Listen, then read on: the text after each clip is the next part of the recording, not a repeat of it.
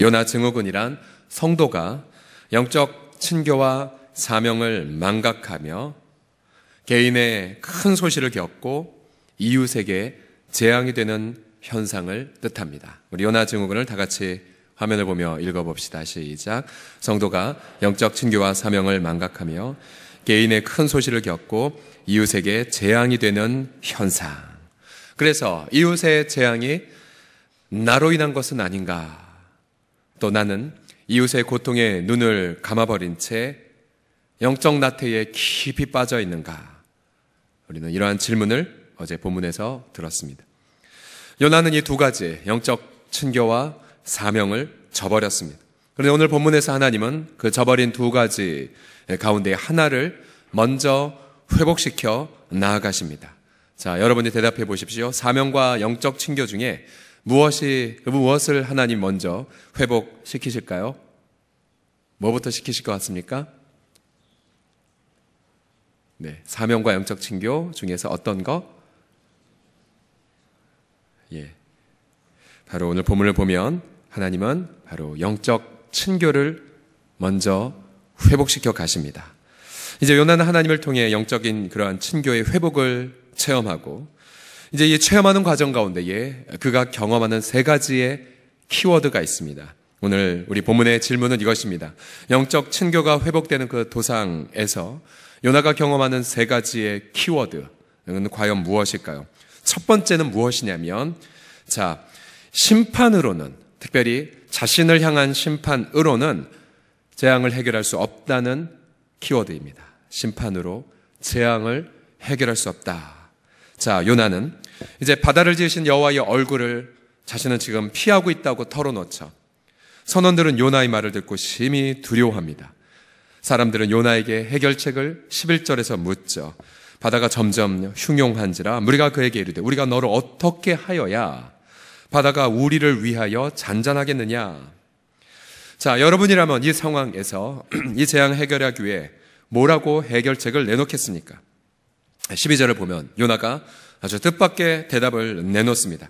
나를 들어 바다에 던지라. 나를 들어 바다에 던지라. 그리하면 바다가 너희를 위하여 잔잔하리라. 너희가 이 큰 폭풍을 만난 것은 나 때문인 줄 내가 아노라. 요나는 이 재앙의 원인이 자신 때문임을 알고 있었습니다. 그래서 자신을 바다에 던지면, 그러니까 쉽게 말하면 자신이 심판을 받으면 모든 문제는 해결된다고 여겼죠. 그래서 요나는 재앙 해결책을 바로 자기 심판으로 생각했습니다. 자신을 심판해라. 자신을 바다에 던져라. 이제 다음 두 번째 항목에서 보겠지만 선원들은 처음에 이 요나의 생각을 거부했죠. 그래서 힘써 노를 저어 배를 육지에 돌리고자 했습니다. 그러나 바다가 더욱 거세어졌죠. 선원은 어쩔 수 없이 하나님께 기도하고 요나를 바다에 던졌습니다. 그 순간 바다는 잠잠해졌습니다. 요나는 바다에 던져주는 순간 이제 내가 심판받으니 이제 해결되겠지라고 여겼겠죠. 그러나 우리가 오늘 본문을 보면 하나님은 요나를 심판에서 멸망시키지 않으셨습니다. 17절을 보시면 다 같이 읽어보죠. 17절 시작. 여호와께서 이미 큰 물고기를 예비하사 요나를 삼키게 하셨으므로 요나가 밤낮 3일을 물고기 뱃속에 있으니라. 요나는 이제 끝이라고 여겼지만 하나님은 요나에게 특별한 공간을 허락해 주셨죠. 이 요나는 심판으로 다 이제 해결될 거라 여겼지만 하나님은 그 생각을 거부하셨습니다. 오히려 하나님은 요나를 구원할 큰 물고기를 우리 17절에 보시면 이미 예비해 놓고 계셨습니다. 이미. 즉 하나님이 바람을 불어 큰 폭풍우를 그렇게 일으키셨을 때에 이미 하나님은 전지자, 창조주이시기에 바로 요나를 구원할, 그리고 요나의 영적 친교를 회복할 특별한 공간을 마련해 놓고 계셨지요. 그래서 하나님은 영적 친교를 회복하는 비밀한 장소에 요나를 초대하셨습니다. 자, 이제 우리를 한번 돌아보죠. 혹시 우리들 가운데에 가정이든 일터이든 이 재앙 때문에 나만 벌받으면 돼, 나만 심판받으면 돼 라고 해결책을 생각하는 분들이 계십니까? 나만 죽으면 돼, 더 나아가 나면 자살하면 돼, 내가 이 모든 문제를 끌어안고 내가 혼자 짐을 짊어질 거야, 나만 심판받으면 돼, 이러한 생각을 가진 분들이 의외로 많습니다. 성도들 가운데도 이런 생각에서 자유롭지 않은 걸 여러분 뉴스를 통해서 보실 것입니다. 종종 자신의 목숨을 끊는 사람, 그 뉴스의 밑바닥에 보면 아무개 교회 직분자였더라, 이런 뉴스들을 종종 접하게 되죠. 요나와 같은 생각인 거죠. 예를 들어서 지금 현재 세습 문제로 물의를 일으키는 한 교회에서 몇 년 전에 비자금이 수백억이 있다라는 뉴스가 횡행할 때 끔찍한 일이 일어났죠. 재정을 맡은 장로님이 자살하셨습니다. 재정을 맡은 장로님. 그러면서 그 유서 내용이 결코 비자금 없습니다, 이 모든 건 내 책임입니다 라고 목숨을 끊으셨어요. 끔찍한 뉴스였죠. 그러니까 요나처럼 나만 바다에 던져주면 돼, 나만 스스로 벌을 받으면 돼 라고 생각을 했던 것입니다. 그러나 여러분, 재앙의 해결책은 결코 자기 심판에서 시작되지 않습니다. 그 교회는 그것으로 결코 교회의 과제가 해결되지 않았죠.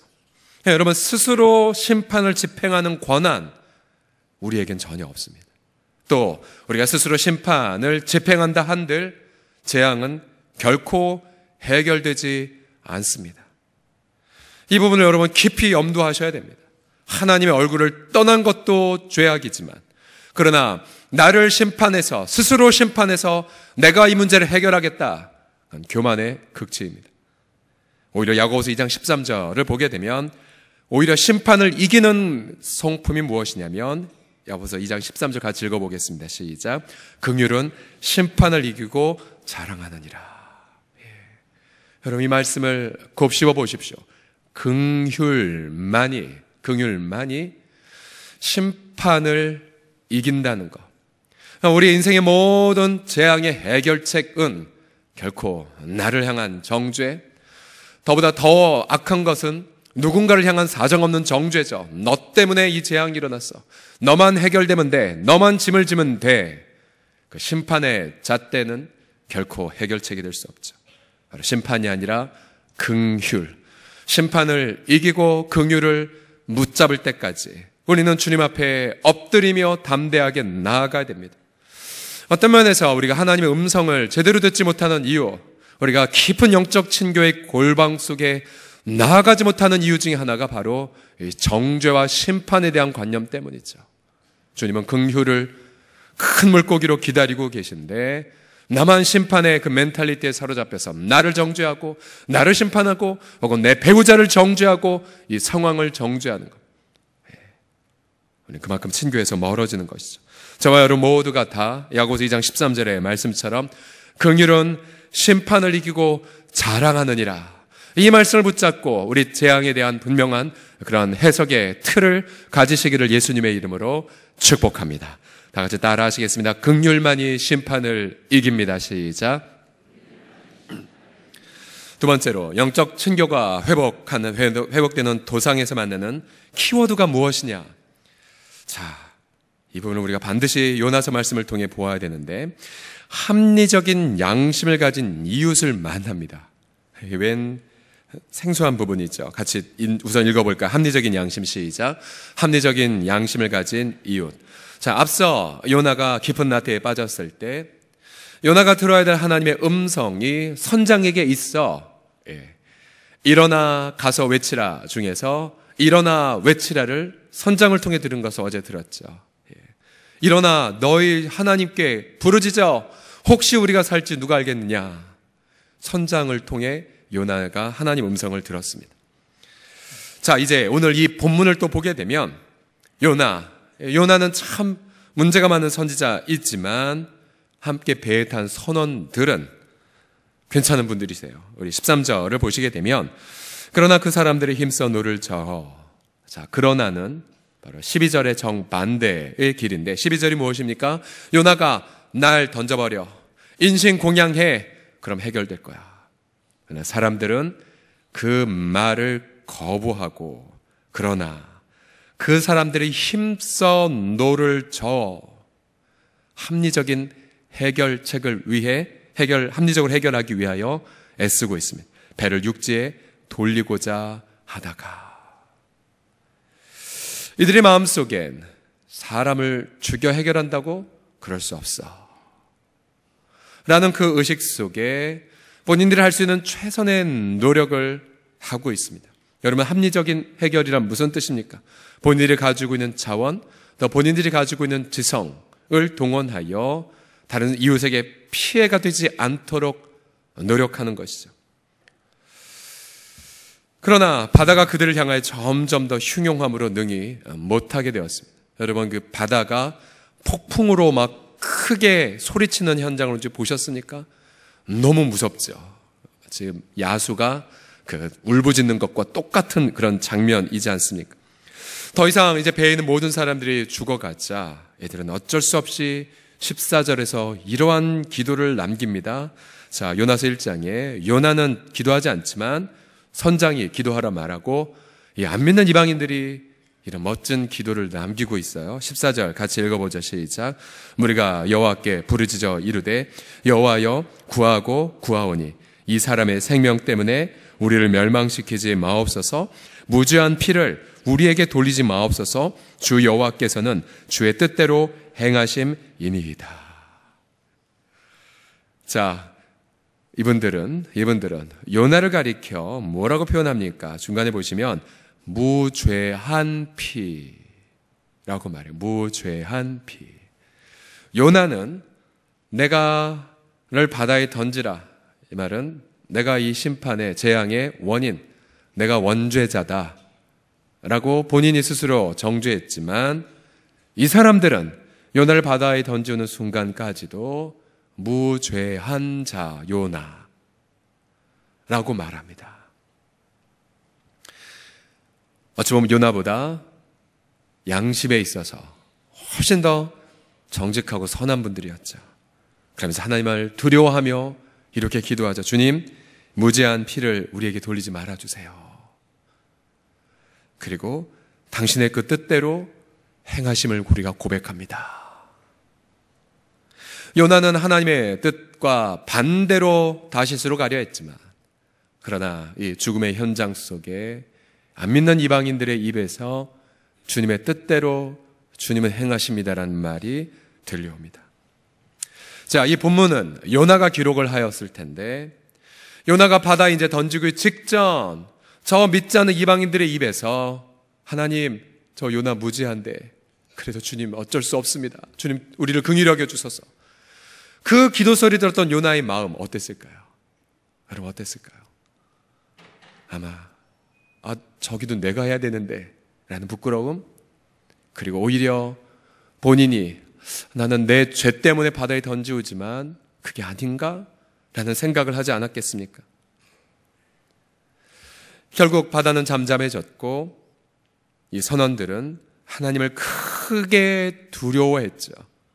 그러면서 여호와께 제물을 드리고 서원을 하였더라라고 그렇게 말합니다. 한 유대인들의 그 전승 미드라시에 보게 되면 이러한 전설이 전해지죠. 이제 선원들이 이제 요나를 던지고 바다가 잠잠해진 거 보고 하나님을 향한 두려움, 또 그 신앙으로 나아가 이제 욥바를 통해 예루살렘에 올라가 예물을 드렸더라라는 그런 전설도 전해지고 있습니다.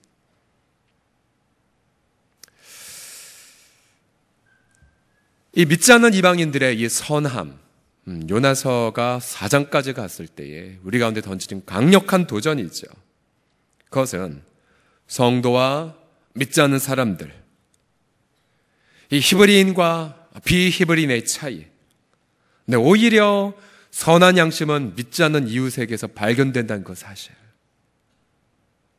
요나보다 훨씬 더 양심적이고 또 합리적인 문제 해결을 위해 애썼던 분들. 여러분, 우리 한국 사회를 보십시오. 안 믿는 분들 가운데에 비록 교회도 안 다니고 또 믿지 않는 분들이지만 솔직히 보십시오. 여러분 회사와 여러분 또 학생이면 캠퍼스나 또 일터에서 우리 교회 다닌 분들보다 훨씬 더 양심적으로 사는 분들이 많으세요. 합리적으로 생각하고 또 다른 사람들 배려하려는 안 믿는 분들이 솔직히 많아요. 우리 종교개혁자 존 칼빈은 이 이유가 무엇이냐? 그것을 가리켜 구원에 관련된 은혜는 오직 성경뿐이고 또한 그를 믿는 예수님을 믿는 사람들 통해서만 전해지지만 그러나 하나님 모든 인류를 긍휼히 여기기에 선한 양심을 또 지성의 깨달음을 그래서 칼빈은 분명히 우리에게 이렇게 얘기했어요. 믿지 않는 사람들에게 배우기를 주저하지 말라. 그래서 우리가 공부해야 되고 또 우리가 함께 문화적인 활동도 하며 이 공동체 안에 더불어 사는 일원으로 나아가야 된다는 사실이죠. 최근에 한 뉴스에 따르면 서울시의 노숙자들이 줄어들고 있다라고 말합니다. 여러분 그 뉴스 보셨죠? 우리 열심히 기도하고 있지만 합리적인 해결책들이 있었어요. 노숙자들에게 숙소가 이제 마련되어지고 또 청소 같은 그런 작은 일이지만 일을 시켜보니까 노숙자들이 점점 더 이렇게 갱생이 되는 그런 일들이 열매가 있어요. 노숙자들의 숫자가 점점 줄어든다는 반가운 통계도 여러분 보셨겠죠. 몇 번 우리들의 헌금을 이제 동사무소를 통하여 지역의 어려운 이웃들에게 전달하는 과정에 보면 보통 동사무소의 한 절반가량 인원이 사회복지를 담당한 분들이십니다. 근데 이분들이 하는 일들이 교회가 할 일보다 더한 일들 하시는 거 아시죠? 독거노인들 찾아다니시고 그리고 관내의 어려운 이웃들 어떻게든 돕기 위해서 정부 예산을 통해 돕기 위해서 가는 것들을 많이 보게 됩니다. 아, 저분들이 우리가 할 일들을 하시네라는 생각들을 할 때가 많이 있죠. 또 반대로 예수 믿는 사람들이 오히려 범사의 정죄와 판단의 잣대로 다 진단하자 재산 많은 교회가 소송을 서로 하고 또한 몇 년 동안 대화하지 않는 그래서 우리가 종종 이런 말들 듣지 않습니까? 믿지 않는 이웃들에게서 어떻게 교회 다니는 사람들은 꽉 막혔느냐.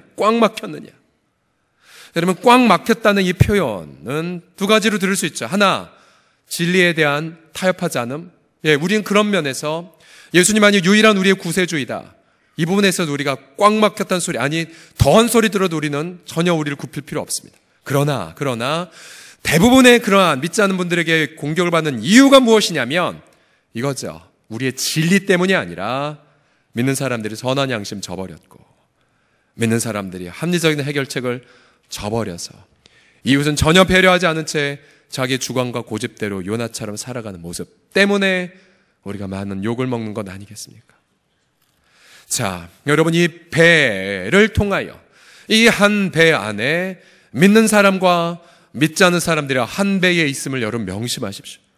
우리가 아무리 우리가 옳게 스스로를 생각한다 한들 우리는 어쨌든 이 홍제동에 살고 홍은동에 살고 서울시에 대한민국에 사는 한 배를 탄 자들입니다. 선한 양심을 회복하십시오. 그리고 합리적인 그러한 해결책을 도모하여 이웃을 배려하십시오.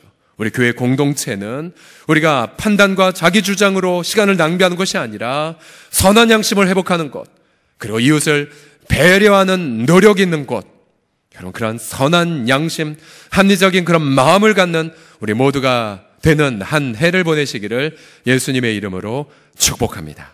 자, 마지막으로 영적 친교가 회복되는 도상에서 만나는 키워드가 무엇이냐면 오늘 메시지의 결론입니다.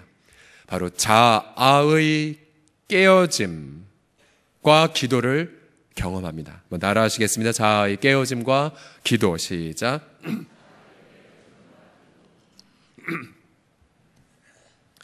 이제 요나는 바다에 던져지고 바닷물 속에 가라앉기 시작을 합니다.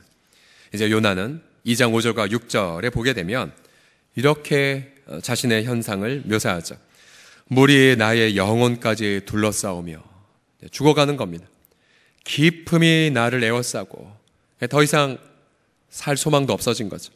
바다 풀이 내 머리를 감쌌나이다. 아마 던져지면서 미역이든 김이든 이런 거에 이런 느낌이 있었나 봅니다. 내가 산의 뿌리까지 내려갔사오며 이 산의 뿌리라는 이 개념은 고대인들에게 아주 땅의 깊은 곳, 더 이상 빠져나올 수 없는 죽음의 현장을 그렇게 의미합니다. 땅이 그 빗장으로 나를 오랫동안 막았사오나 이제 한 걸음만 내디면 음부, 죽은 자가 가는 곳.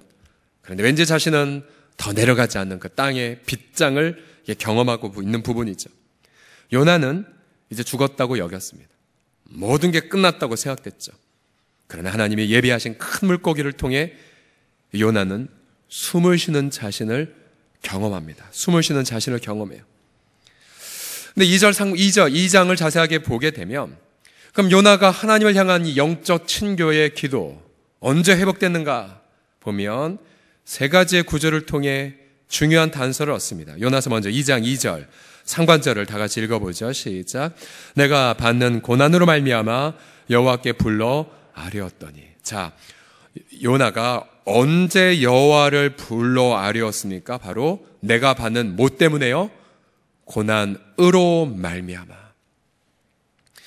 2절 하반절도 보십시오. 내가 스올의 뱃속에서 부르짖었더니. 자, 스올, 죽은 자가 가는 곳. 우리말 성경은 이 스올을 지옥으로 그렇게 의역을 했습니다. 내가 스올의 뱃속에서 부르짖었더니. 언제 요나가 부르짖게 되었습니까? 스올의 뱃속, 지옥과 같은 곳. 7절에도 보시면 7절을 같이 읽어보죠. 시작. 내 영혼이 내 속에서 피곤할 때에 내가 여호와를 생각하였더니. 자, 여호와를 생각한 것, 기억하는 것, 기도가 시작된 거죠. 언제 그랬냐면 내 영혼이 내 속에서 피곤할 때에, 저는 원문을 살리면 쇠약할 때, 내 영혼이 부서져 갈 때. 자, 보세요. 요나에게 기도를 터뜨리게 한 스승은 다름이 아니라 고난이었습니다. 고난이었어요. 고난의 현장, 스올의 뱃속, 그리고 내 영혼이 내 속에서 쇠약해 갈 때, 그때 요나의 속에 있는 하나님을 향하는 갈망, 내가 주의 목전에서 쫓겨났을지라도 다시 주의 성전을 바라고픈 그 사랑이 뿜어져 나오게 됩니다. 뿜어져 나오게 돼요. 즉 재앙으로, 고난으로 자아가 깨어지자 비로소 하나님을 향하는 갈망이 표출된 것입니다. 그동안 요나는 자신의 판단, 자신의 고집대로만 살았죠. 또 재앙의 해결책도 나를 심판만 하면 된다라고 큰 오해를 했었습니다. 물론 요나는 사명마저도 거부했죠. 그가 왜 거부했는지 우리는 이제 3장과 4장을 통해 알 것입니다. 중요한 건 요나가 이 모든 재앙과 고난 그리고 죽음에까지 이르렀을 때 비로소 그의 그 두꺼운 고집과 자아가 부서져 버렸다는 사실입니다. 4절에 내가 말하길 내가 주의 목전에서 쫓겨났을지라도 다시 주의 성전을 바라보겠다 하였나이다. 그가 하나님의 여호와의 낯을 피한 것이 아니라 결국 그의 자아, 그의 주관, 그의 변함없는 그 고집으로 결국은 목전에서 쫓겨남을 경험했던 거죠. 그러나 요나는 그 깊은 그런 스올의 뱃속에서 하나님을 향한 갈망을 회복합니다. 그러면 이 지점에서 우리는 다음과 같은 명제를 하나 얻습니다. 하나님 왜 우리 가정과 일터에 재앙을 보내셨는가? 심판의 목적이 아니었습니다. 하나님은 우리와 이런 애틋한 영적인 친교를 나누길 위하여 잠시 재앙을 허용하신 것뿐이었죠. 그 재앙은 우리 속에 일하여 우리의 자아가 철저하게 부서지도록 그렇게 만듭니다. 여러분, 이 자아가 부서졌다는 거, 깨졌다는 거. 그러니까 보통 그런 얘기 많이 듣지 않습니까? 제가 전에도 말씀드린 것 같은데 신학교 때에 어디 오지 선교를 횡성으로 갔었을 때에 저희 그 신학과의 선배 누나가 이런 얘기를 저한테 계속 들려줬어요. 야, 경찰아, 목 굳으면 하나님 목을 치셔. 너도 깨져야 돼. 그 말을 이해하지 못했어요. 뭘 내가 깨진다는 건가? 이렇게 선량한 착한 사람인데 단기선교까지 왔는데. 그러나 나중에 알고 보니 제 속에는 엄청나게 깨져야 할 것들이 너무 많았습니다. 지금도 너무 많고요. 깨어진 자아의 특징이 두 가지가 있습니다. 이사야서 66장 2절을 보시면요, 두 가지를 보십시오. 무릇 마음이 가난하고 심령에 통회한 자. 두 가지예요. 가난한 심령, 통회하는 심령. 한번 따라 하시겠습니다. 가난한 심령, 통회하는 심령. 시작. 여러분, 가난한 심령은 뭘 가난하다고 말합니까? 가난하다는 것은 내가 고중궁궐에 살아도 가난함을 느껴. 왜요? 하나님으로 채워지지 않았기 때문에. 반대로 내가 정말 쪽방에 산다 하더라도 내가 하나님으로 채워졌으면 그는 부유함을 느낍니다. 이분이 가난한 심령이에요. 하나님만으로만 만족을 경험하는 심령. 그런데 우리가 올해 이제 1월 새해 이제 48시간 하고도 6시간, 54시간가량이 흘러가고 있죠. 여러분, 지난 54시간 동안 하나님으로 채워지지 않아서 마음의 갈급함을 느꼈다. 그런 가난한 심령이에요. 그런데 우리는 매일마다 밥을 먹어야 하는 것처럼 매일 하나님으로만 채워져야 하는 우리의 가난한 영혼이 있습니다. 말씀으로 채우시고 하나님 영광으로 채워주셔야 돼요. 안 그러면 우리는 마음의 절박함을 느낍니다. 여러분, 그런 감각이 날마다 있으셔야 돼요. 또 한 가지의 깨어진 심령은 통회하는 심령입니다. 아파하는 심령. 뭐 갖고 아파하는가? 재앙 때문에? 고난 때문에? 아니에요. 여기서 말하는 이 아파하는 심령이란 바로 나의 이 처절한 죄성, 나의 타락함. 바울이 이 아파함을 이렇게 표현했죠. 오호라, 나는 곤고한 사람이로다. 누가 나를 이 사망의 몸에서 건져내랴. 진노받기 합당한 인격이란 사실, 내가 만삭되지 못한 자에 불과하다는 사실, 세상의 찌꺼기에 불과하다는 그 사실, 내가 모든 성도들보다 아무것도 아니란 그 사실을 인지하고 아파하는 심령. 그럼 이 가난하고 통회한 심령은 하나님과의 깊은 영적인 교통을 경험할 수가 있습니다. 여러분, 재앙의 해결책은 다름이 아니라, 심판이 아니라 영적 친교의 회복에 있습니다. 그러나 여러분은 재앙 자체를 두려워하지 마십시오. 혹시 우리 가운데 풍랑의 한복판 안에서 절망하고 계신 분들이 계십니까? 하나님이 요나가 바다에 던져지기 전 이미 큰 물고기를 예비하셨듯 우리도 우리가 겪는 모든 이 고난의 풍랑, 이 배후에 우리 큰 물고기 정도가 아니라 큰 물고기를 창조하신, 우주를 창조하신, 시간을 창조하신, 모든 인류 역사를 주관하시는, 이 민족 한반도의 역사를 주관하시는 그리스도의 사랑이 우리 한가운데에 기다리고 있습니다. 우리 마지막 구절입니다. 로마서 8장 35절 이하를 다 같이 선포하듯 읽어보겠습니다. 시작. 누가 우리를 그리스도의 사랑에서 끊으리요? 환난이나 곤고나 박해나 기근이나 적신이나 위험이나 칼이라. 내가 확신하노니 사망이나 생명이나 천사들이나 권세자들이나 현재일이나 장래일이나 능력이나 높음이나 깊음이나 다른 어떤 피조물이라도 우리를 우리 주 그리스도 예수 안에 있는 하나님의 사랑에서 끊을 수 없으리라. 할렐루야.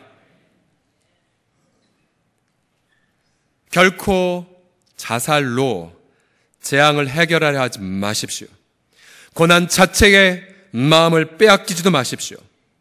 풍랑의 한복판 안에서 그리스도의 그 광대한 사랑을 확신하시고 가난함과 통회의 심령으로 회복의 노래를 고백하시는 오늘 하루를 보내시기를 예수님의 이름으로 간절히 축복합니다. 아멘. 우리 함께 찬송할까요? 우리 찬송가 373장에 보게 되면 아름다운 찬송이 나오죠. 고요한 바다로 저 천국 향할 때 주 내게 순풍 주시니 참 감사합니다.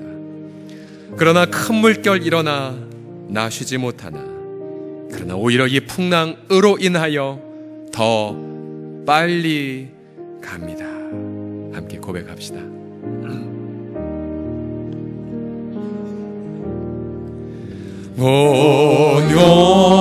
고요한 바다로 저 천국 향할 때 주 내게 내 손 주시니 참 참 감사합니다.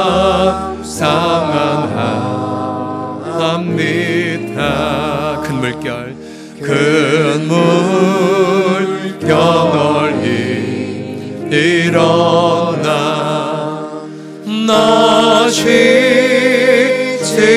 못하나 네 복남으로 니다여 빨리 갑니다. 더 빨리 갑니다.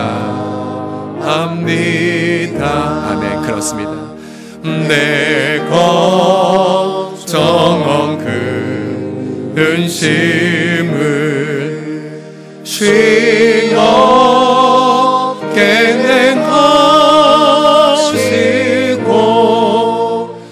내 주 영원 어두운 영혼을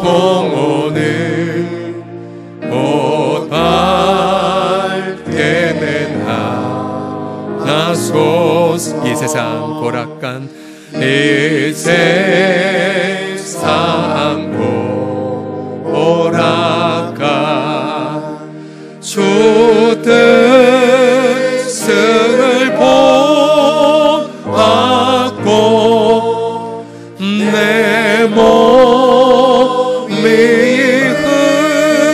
흠증 없을 때 그 믿음 주소서.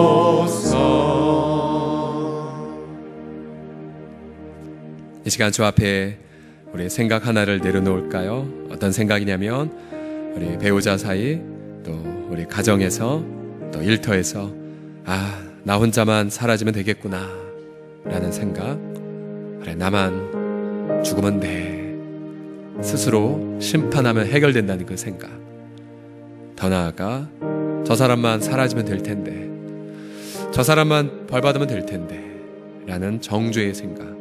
둘 다 하나님이 기뻐하지 않는 생각이지요.